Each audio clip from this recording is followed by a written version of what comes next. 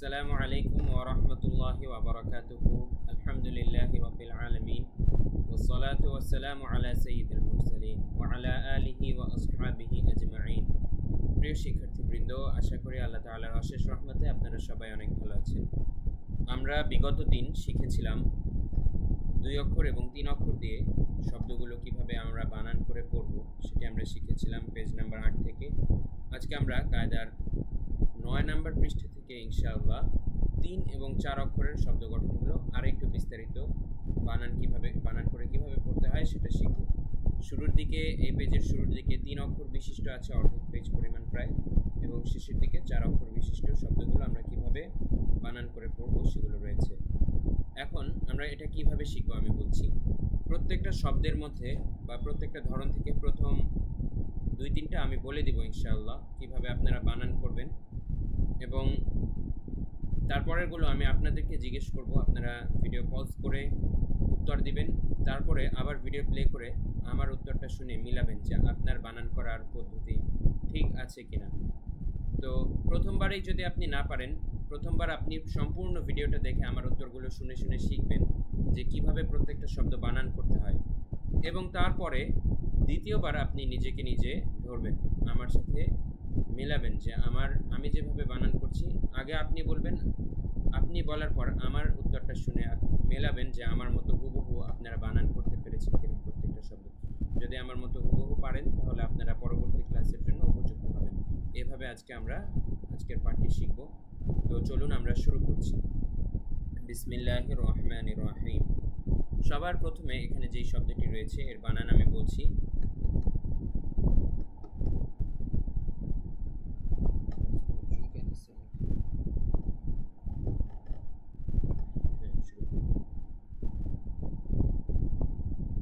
এর বানান আমি বলছি। এই শব্দটি হচ্ছে আহাদু। এটা কিভাবে বানান করবেন সেটা এখন আমি বলছি।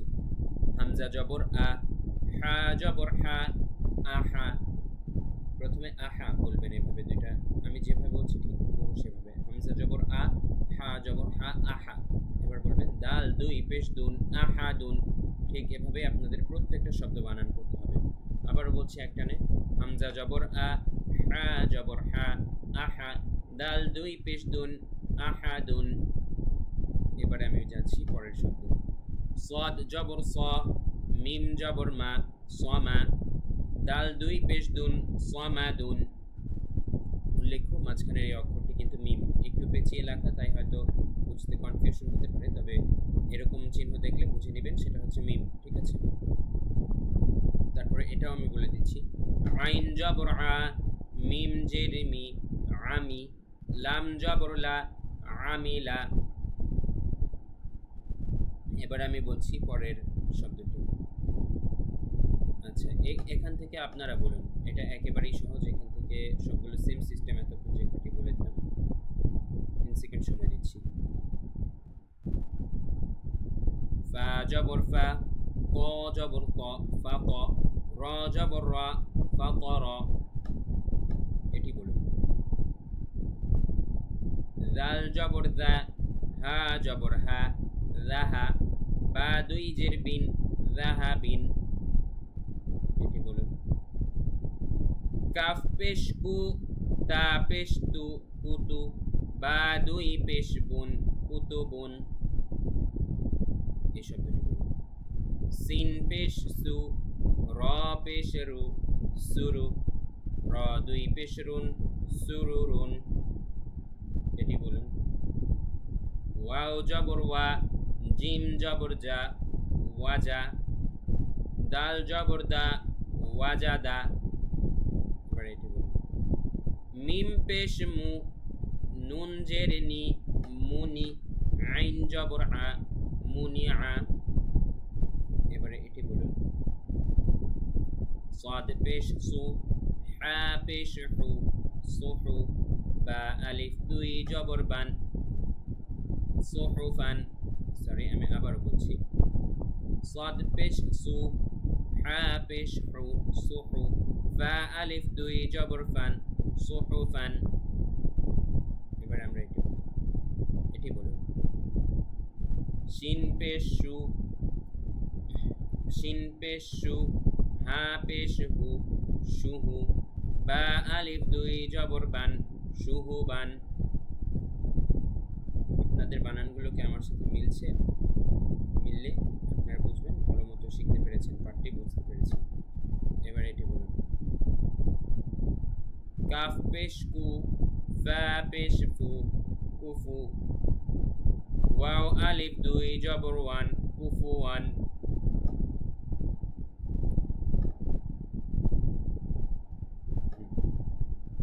এবার এটি বলুন। লাম পেশ লু, বা জবর বা লুবা, দাল আলিফ দুই জবর দান লুবাদান। এবার এটি বলুন। ক পেশ কু, ওয়াও দুই জবর ওয়ান কুয়ান।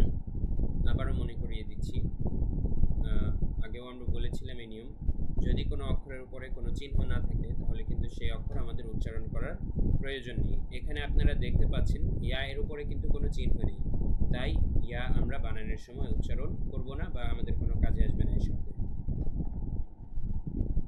শব্দের গঠনের জন্য এখানে ইয়াটি এসেছে, মূল শব্দে ইয়া ছিল তাই।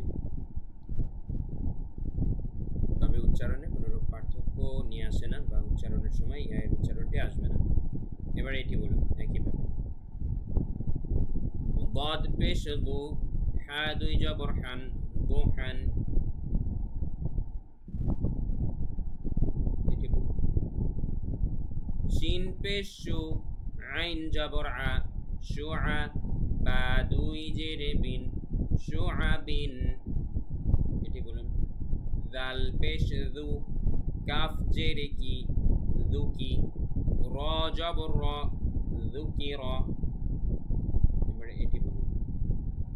নুন পেশ নু, ফা জেরে ফি নুফি, খ জবর খ নুফি খ।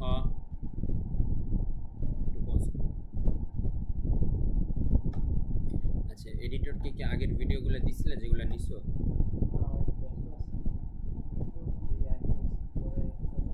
বলো ইন্ট্রোটা একদিন পরে করে যে কোনো একটা ক্লাস আগে বানাইতে বললো। একটা ক্লাস বানাইলে বুঝবে যে আমাদের এডিটিংটা কিভাবে করা লাগবে। আর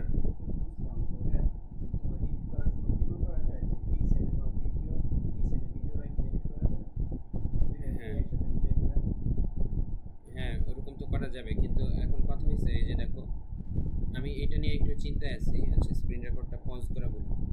এই যে আমি পড়তেছি যে আমার পড়ানোর মাঝখানেই মনে আসলো মানে এডিটরের কথা আমার চিন্তা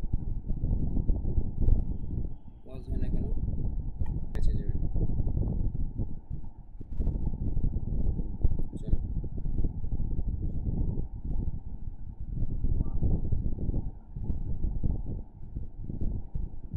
এবারে বলুন এটি।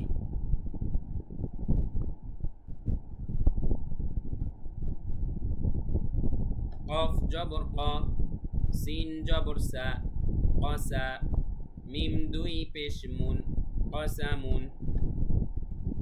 এবারে এটি বলুন। হা জবর হা, ক জবর ক হাক, বা দুই পেশ বুন হাকবুন। এবারে এটি বলুন। কাফ জবর কা, দাল জেরে দি কাদি, বা আলিফ দুই জবর বান কাদিবান। এটি বলুন। হামজা জবর আ, মিম জবর মা আমা, র জবর র আমার। এটি বলুন।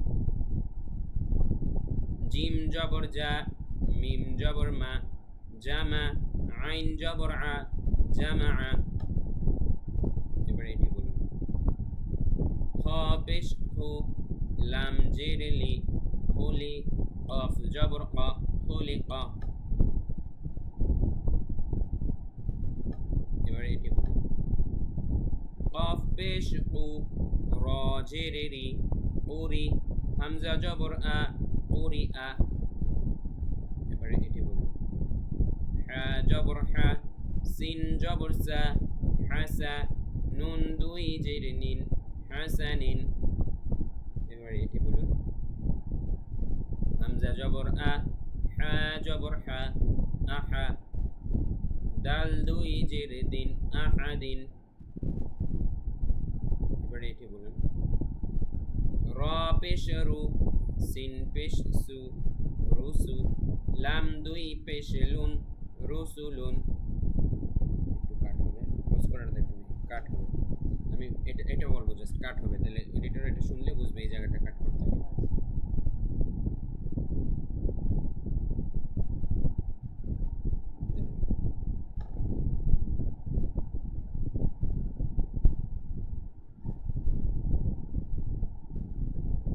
এবারে এটি বলুন। সিন জবর সা, নুন জবর না, সানা, তা দুই পেশ তুন, সানাতুন। এবারে এটি বলুন। তা জবর তা, বা জের বি, তাবি, আইন জবর আ, তাবিআ।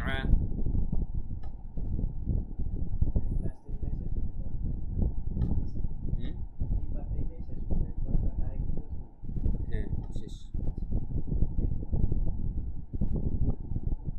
প্রিয় শিক্ষার্থীবৃন্দ, এই পাঠে আমরা অর্ধেক পর্যন্ত শিখলাম, বাকি অর্ধেক আমরা পরবর্তী ভিডিওতে শেখাবো ইনশাআল্লাহ। আপনারা প্রথম অর্ধেক ভালোভাবে শিখে তারপরেই কিন্তু পরের ভিডিওতে আগাবেন, নাহলে কেননা এর পরের পার্ট থেকে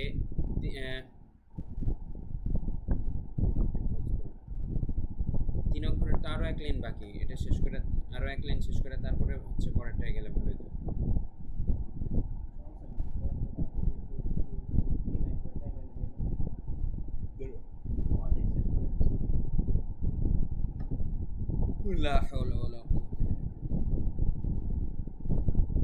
কেননা পরবর্তী অংশ থেকে আপনারা বেশিরভাগ 4 অক্ষরের শব্দগুলোর বানান আপনাদের সামনে আসবে। 3 অক্ষরেরগুলো ভালোভাবে পারলে তবে আপনারা 4 অক্ষরেরগুলো পরবর্তীতে পারবেন। তাই 3 অক্ষরের শব্দ কিভাবে বানান করতে হয় আমি ঠিক যেভাবে করেছি প্রত্যেকটা হুবহু আমার মতো যখন আপনারা করতে পারবেন ঠিক মতো এবং আমার সাথে মেলাবেন, আপনাদের সবগুলো ঠিক হলে তারপরে আপনারা পরের ভিডিওতে 4 অক্ষরের বানান কিভাবে করতে হবে সেটা শিখতে পারবেন ইনশাআল্লাহ। সে পর্যন্ত সবাইকে অনেক ধন্যবাদ। ওয়া মা তাওফীক ইল্লা বিল্লাহ। আসসালামু আলাইকুম ওয়া রাহমাতুল্লাহ।